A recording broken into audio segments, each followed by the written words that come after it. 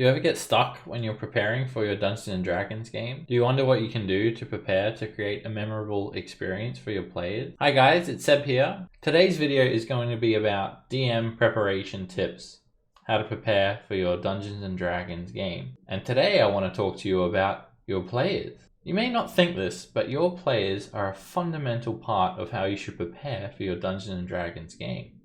After all, without your players, there's no D&D game. As a DM, you want to create a memorable experience for your players, and that in itself is rewarding for you as a DM.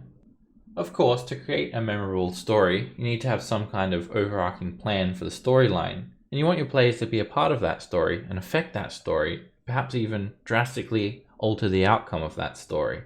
Their actions may create a story that is vastly different from what you had in mind. Regardless of what you want as a DM or as a player, one thing's for certain is that you're all playing together, and the DM and the players are collaborating to tell this story. As a DM, you most likely will be required to do some level of prep. It could be hours and hours of writing. It could only be 15 minutes of note-taking, or it could be something in between. Me personally, I always double prep. There will be another video about that in the future, so make sure you are subscribed if you want to see that. The simple tip that I'm going to explain details one awesome place to start when you sit down to prepare for your Dungeons and Dragons session. And that is, focus on the players. That's right, the players. When you look at your campaign prep, you may be looking at some of the cool maps that you have, some new minis that you've just painted, and the 5-minute monologue that you've prepared for your big bad that the paladin will one-hit crit smite in a couple of hours' time.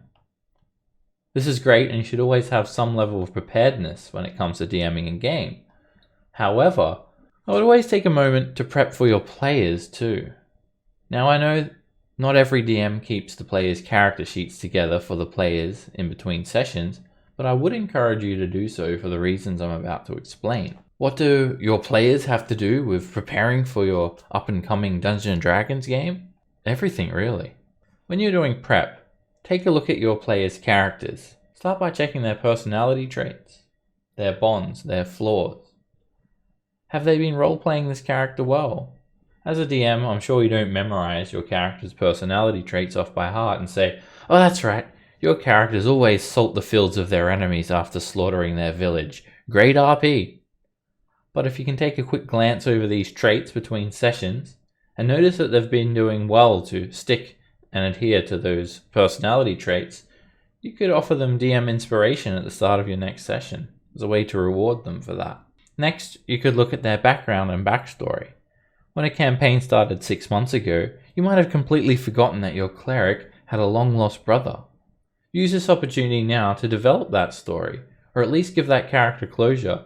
It's not too late as long as the campaign's ongoing, and it will be really satisfying for that player, I can assure you. Maybe they have a background feature as well, that over the course of the entire year of playing, they've never even used. You could create a small encounter or a minor problem that can be solved by that player's feature.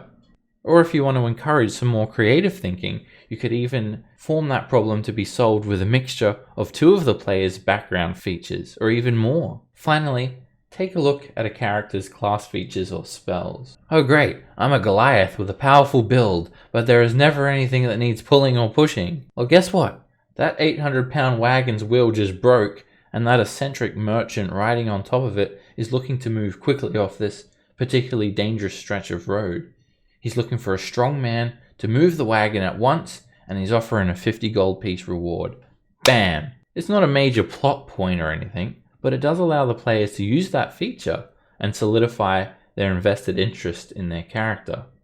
The same goes for spells. For example, oh great, I chose the non-detection spell, but no one has ever tried to scry on our party.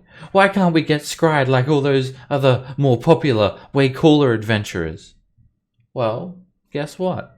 That evil necromancer you killed way back has returned from the dead, and he's looking for you guys. You get a tip-off from the villagers that you saved last week, and that you learn he's looking for you, and he's using his crystal ball to scry on you and bounty hunt you. Now you can use non-detection. It's time to set up a trap and lure him close. then sneak up on him with your non-detection when he least expects it. Well, you get what I mean. Try to cater for your players' strengths, but also their weaknesses.